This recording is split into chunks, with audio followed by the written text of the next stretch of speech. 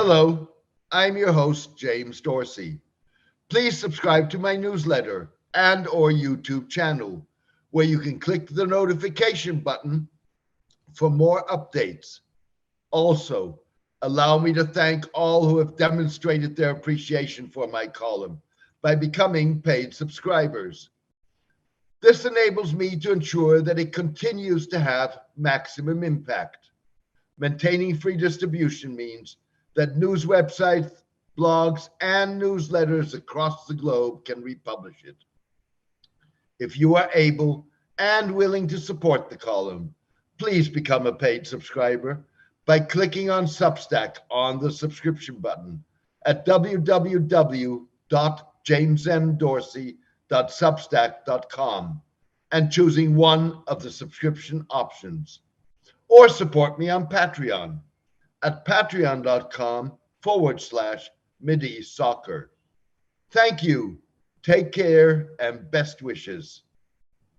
When Mohammed al-Jadaan told a gathering of global political and business elite that Saudi Arabia would in the future attach conditions to its foreign aid, the finance minister was announcing the expansion of an existing policy rather than a new approach.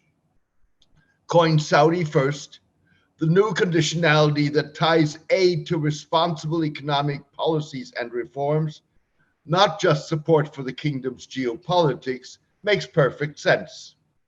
For the longest time, Saudi Arabia granted aid with no COVID strings. The aid was policed by privately demanding support for the kingdom's policies, often using as a carrot and stick quotas for the Hajj, the yearly Muslim pilgrimage to the holy city of Mecca, allotted to countries across the globe. As a result, over the years, Saudi Arabia poured tens of billions of dollars into black holes, countries that used the aid as a band-aid to address an immediate crisis with no structural effort to resolve underlying causes. For countries like Lebanon, Egypt, and Pakistan, this meant stumbling from one crisis to the next. We are changing the way we provide assistance and development assistance. We used to give direct grants and deposits without strings attached, and we are changing that. We are working with multilateral institutions to actually say, we need to see reform, Mr. al-Jadaan told this month's World Economic Forum in the Swiss resort of Davos. Saudi First serves multiple Saudi purposes.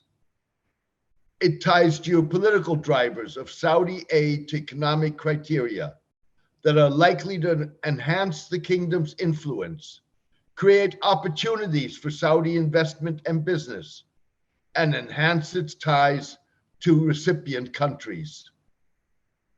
In doing so, the new conditionality positions the kingdom as a constructive, forward-looking member of the international community.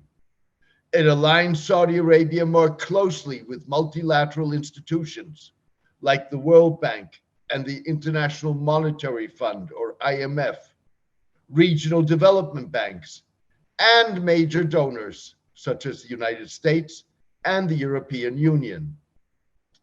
It also enables Saudi rulers to preempt the implications of the principle of no taxation without representation that traces its roots to the American Revolution.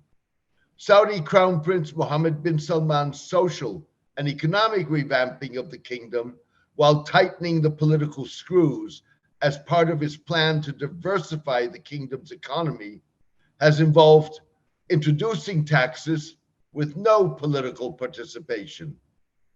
Saudi people see their resources going abroad while they're being asked to pay taxes, have their benefits cut, and so on. So I think this Saudi First stance really serves as a way to both court and contain populism, said Gulf scholar Christine Smith Dewan. Saudi circumvention of the American revolutionary principle, irrespective of whether it helps pacify Saudis, has already had unintended consequences. Earlier this week, the Jordanian parliament fired a deputy, Mohammed al-Fayez, for asking Mr. bin Salman to stop aiding Jordan. All your aid lands in the pockets of the corrupt. Your donations pay bills that have nothing to do with the Jordanian people. We hear about aid coming into the state. However, this aid only goes to a corrupt class that is getting richer at the expense of the proud Jordanian people, Mr. Al-Fayez said in a letter to the Crown Prince. The Jordanian government's measure coincided with the Saudi finance minister's announcement.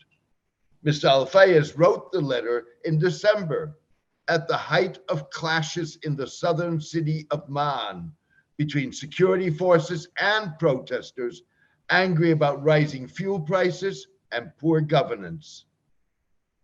Countries like Lebanon, Pakistan, and Egypt that are potentially most impacted by the expansion of Saudi aid policy illustrate the geopolitical complexities of the change.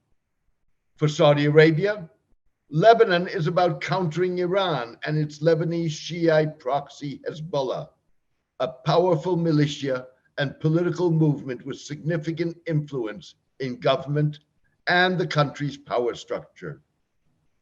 Saudi Arabia hopes that conditionality will force a change in Lebanon's power dynamics. The whole world knows what the kingdom offered Lebanon until it was back on its feet. But what can we do if current Lebanese policy chooses to surrender the reins of an ancient Arab nation to Iran's proxy in that country, as Saudi columnist Hamoud Abu Taleb? To be sure, the Lebanese establishment is responsible for the country teetering on the brink of collapse. The World Bank has described the crisis fueled by corruption, waste, and unsustainable financial policies as one of the worst globally since the mid-19th century. This week's judicial battle over holding powerful figures accountable for the 2020 Beirut port explosion that has spilled onto the streets of the Lebanese capital reflects the establishment's determination to shield itself, no matter the cost, to Lebanon as a whole. The explosion in a warehouse in the port housing hundreds of tons of ammonium nitrate, a material used in fertilizers, killed 218 people, injured more than 6,000, and damaged large parts of Beirut. A Saudi contribution to forcing political change, a sine qua non for putting Lebanon on a path towards recovery, would be welcome. It would also go some way towards the kingdom taking responsibility for its role in fighting a decades-long proxy war with Iran that helped bring the Mediterranean nation to its knees.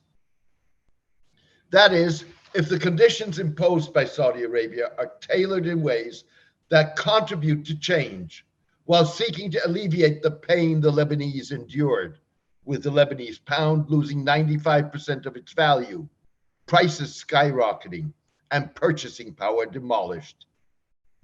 One way would be making accountability for the Beirut blast a condition for future aid. Recent Saudi standoffishness towards the regime of Egyptian general turned President Abdel Fattah al-Sisi was evident in the kingdom's conspicuous absence at a gathering of regional leaders in Abu Dhabi earlier this month. Mr. al-Sisi was one of the attendees. The standoffishness reflects the fact that Egypt is a black hole. Saudi Arabia, the United Arab Emirates, and other Gulf states have injected tens of billions of dollars with few tangible results, except for keeping in power a regime that emerged from a military coup supported by the kingdom and the Emirates. Saudi Arabia and the UAE backed the coup as part of a campaign to roll back the achievements of the 2011 popular Arab revolts that toppled 4 leaders, including Egyptian President Hosni Mubarak. The coup also ended the flawed presidency of Mohammed Morsi, Egypt's first and only democratically elected leader. Because he was a member of the Muslim Brotherhood, Mr. Morsi was like a red cross to a bull in the 2 Gulf states. The UAE recognized early on that it needed to ensure its billions were judiciously employed. So it based a cabinet-level official in Cairo to advocate reforms and assist in crafting policies that would help put the economy back on track. The Emirati effort came to naught, with Egypt continuously needing additional funds from the Gulf and the IMF, and the UAE allowing Mr. al-Sisi to turn the military into the country's foremost economic player. The impact of the COVID-19 pandemic and the Ukraine war on commodity and energy prices only aggravated Egypt's economic crisis as a result of Mr. al-Sisi's mismanagement that involved currency manipulation, misguided spending priorities, wasteful mega projects, and disruptive state and military control of the economy. Time will tell what lessons the Saudi may learn from the Emirati experience. Unlike Lebanon, the question is whether Saudi Arabia will strictly enforce its aid policy conditionality or continue to view Egypt as too big to fail. The problem for Saudi Arabia and the Gulf states is that popular discontent is simmering just below the surface in Egypt and could explode at any time. What makes things potentially more volatile is the possibility of the plight of the Palestinians, aggravated by the policies of Israel's new hardline Jewish nationalist government, becoming the catalyst for anti-government protests. Such demonstrations have a life of their own, and in a moment, they can turn into a protest against the government, against poverty and waste, and we have a direct confrontation where results can be lethal, said an Egyptian journalist. One factor in Saudi thinking about Egypt may be the perception that the North African country, which refused to get sucked into the kingdom's war in Yemen, may no longer be the security buffer in Africa it once was, together with Sudan, a country in transition following a 2019 popular revolt. That seemed to be one of the reasons for this month's signing of a memorandum on defense cooperation between Saudi Arabia and Chad, a nation in a region racked by ethnic and jihadist insurgencies. The memorandum signals a potential Saudi interest in playing some security role in West Africa at a time that France is on the retreat, while Turkey, Iran, and the Wagner Group, Russian mercenaries with close ties to President Vladimir Putin, are on the march. Last year, Qatar mediated a peace agreement between the Chadian government and more than 30 rebel and opposition factions. However, 9 groups, including the Front for Change and Concord in Chad, the most powerful insurgent faction, refused to sign the deal.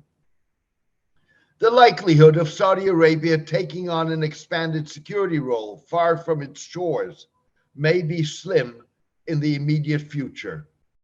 Even so, creating building blocks that include tighter relations with recipients of Saudi foreign aid through sensible strings attached is one step towards cementing the kingdom's geopolitical influence.